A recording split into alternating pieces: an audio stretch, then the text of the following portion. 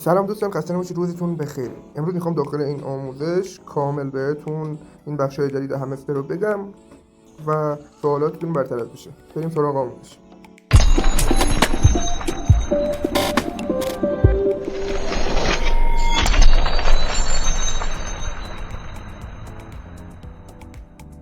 دوستان اول از اینکه به همستر من نگاه نکنید. من اصلا همستر رو بازی نکردم و پیگیرش نشدم. اینم که میبینید الکی همینجوری بازی کردم و کلا همه میدونن بی خیال شدم.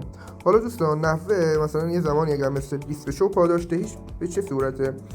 از 3-4 سال 5 سال کل ایردراپ ها به این صورت بوده. ببینید مثلا اول از اینکه بریم اینجا این قسم همستر مثلا خیلی خودش داره اومده واقعا خوب کرده، گفته آقا یه چیزی رو بهتون گفته، ایردراپ دیگه نمیگن، نمونهش همین آکوا پورتوگل، همین نات کوین. خب اصلا چیزی نگفت. به فرض من تو نات کوین اسکیم خریده بودم، بهم یه پاداش داده بود برای اسکینا. خب مثلا تسکا رو انجام داده بودی یه پاداش به میداد. مثلا فکر کن شما داخل همستر 300 میلیون سکه داری، مثلا 1 میلیارد سکه داری، بعد 1 میلیارد صفر کم بشه تبدیل بشه به 10 میلیون همستر. دارم مثال میگم.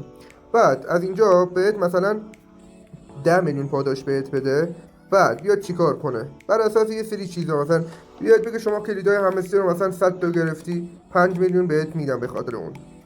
مثلا اینجا گفته 100 تا زیر مجموعه گرفتی، یه 5 میلیون دیگه بهت میدم بابت رفرالا. و اینجا اسکینایی که آورده، همین اسکین لباسا، من الان 25 تا اسکین دارم. خب تقریبا بزنی روی اسکینا، گفته آقا 5% از 150 میلیون نفر کاربر همستر این اسکینا رو خریدن، یعنی من جز اون 5%م. 95% نخریدن این اسکینا رو، کلا خریدن مثلا به 25 تا اسکین نرسید، من همشو خریدم. مثلا اینجا گفته این بالا 50 تا کارت رو ارتقا دادی، آپگرید کردی، 10% جهان مثلا 50 تا کارت رو ارتقا دادن از این کار برای همستر. مثلا میاد آقا به من از اینجا مثلا میگه بابت این 2 میلیون سکه میدم، بابت این مثلا 5 میلیون، بابت این مثلا 10 میلیون، بابت این مثلا 20 میلیون. ایردراپ های دیگه هم همین بوده دوستان. مثلا نات کوین اومد بر اساس اسکین و رفرال و یه سری چیزا، مثلا این آکوا پورتوگل که تموم شد گفت آقا شما تسکا رو انجام دادید، این مقدار بهتون داده میشه، اسکین و این چیزا. کلا ایردراپ ها همینه دوستان. آخر سر تنها راهی که انتخاب میکنه اینه که سکه کمتری به کاربر برسه، چون ایردراپ یه چیز رایگانه.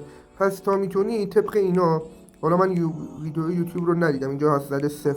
من اینجا 100 روز همستر رو دارم. این پایین، خب از این پایین براتون بگم، اینجا نوشته چند روز همستر رو دارید. من تا حالا از زمانی که همستر رو نصب کردم 100 روز گذشته و به 200 روز نرسیده. اینجا این بخشش گفته شما چند تا ویدیو یوتیوب همستر رو دید که من هیچی ندیدم. اینجا گفته شما پروفیتتون چنده. اینجا 3 میلیون رو برای من علامت زده، یعنی آخرشه که 1% مردم جهان پروفیتشون 3 میلیونه. و اینجا گفته چند تا اسکین همون لباس ها هست که من 25 تا اسکین دارم. اینجا گفته زیر مجموعه شما من 100 تا دارم، تیک زده کامل شده. اینجا گفته چقدر سکه دارید. من 1.5 میلیارد دلار فکر کنم سکه داشتم، گفته باید به 15 میلیارد برسی.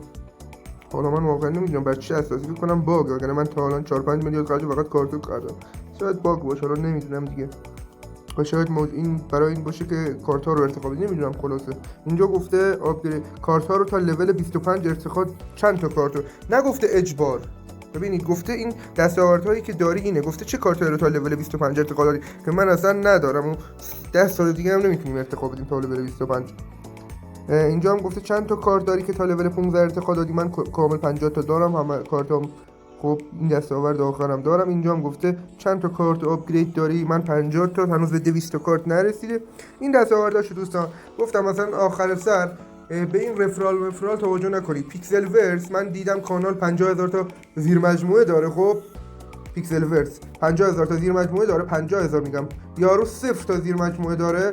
0 که نه، مثلا 20 تا لول 10 کرده بود، هم سکه ها شاملش شده بود، هم NFT ها، اصلا ربطی به رفرال هم نداشت. نگاه کنید ایردراپ ها آخر سر مطمئن باشید از 100 تا ایردراپ شاید 10 تاش بابت رفرالی پاداش گنده به مردم بدن. پس به اینایی که چنل دارن نگاه نکنید بگو اینا میلیاردر میشن و این چیزا. در کل آخر سر میاد این پاداش و تسکا و این چیزایی که هست طبق این بهتون پاداش میده واقعا. یعنی شما 10 میلیون سکه داشته باشید، طبق مثلا رفرال و اسکین و تسکا و یوتیوب این چیزا هم بهتون پاداش میده. همین کلیدام اینجوریه. برای وارد شدن به این قسمت باید این بالا رو بزنید اسکین. حالا این اسکیناشو من همشو خریدم، کل اسکینا رو. خب این از این. و وقتی بزنید تو این حال، یعنی همه رو بالا میاره براتون این دسته آورد. امیدوارم متوجه شده باشی. اگه آموزشی یا سوالی هم بود زیر همین پست کامنت بذارید بهتون بگم. چیزی نمونده توضیح نداده باشم، همینه دیگه. بزنی رو هر کارت نوشته مثلا چند درصد جهانی از 150 میلیون کاربر همستر چند درصدش مثلا این اسکینا رو دارن. فکر کنم فعلا باگ باشه چون تازه اومده. الان من تو کانال خودم همه پرافیتشون بالاه 3 میلیونه، اینجا گفته 1 میلیونه، 150 میلیون فقط پرافیتشون 3 میلیونه.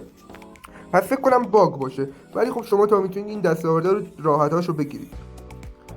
کم کم هم بره جلوی دستاورده رو میگیرید مطمئنا. مثلا 200 تا کارت شاید بیاد، اینکه 50 تا کارت لول 15 داشته باشید این کارت رو لول 15 کنید، این دستاورد رو بگیرید. من پیشنهادی نمیدم، آخر سر نگید من گفتم، ولی خب کل ایردراپ ها اینجوریه. مثلا هر ایردراپی که دارید میزنید خب آخر سر یه جوری مسخره بازی در میارن که به شما سکه ندن. چه جوری؟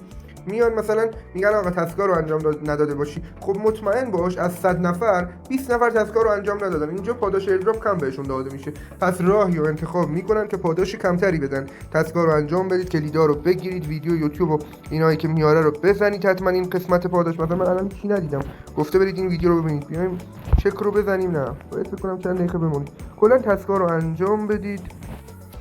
برای هر ایردراپی که دارید میزنید این ویدیو رو هر کی دید، نمیشه که من هر روز بگم آقا تسکا انجام بدید. تو هر ایردراپی که شرکت میکنید آخر سر مطمئن باشید به خاطر انجام ندادن این تسکا یه سری چیزا پاداش کمتری بهتون میدن. پس تسکا رو انجام بدید، فعالیتایی که میارن، کارهایی که میگن رو حتما انجام بدید. تموم دیگه، روزتون بخیر.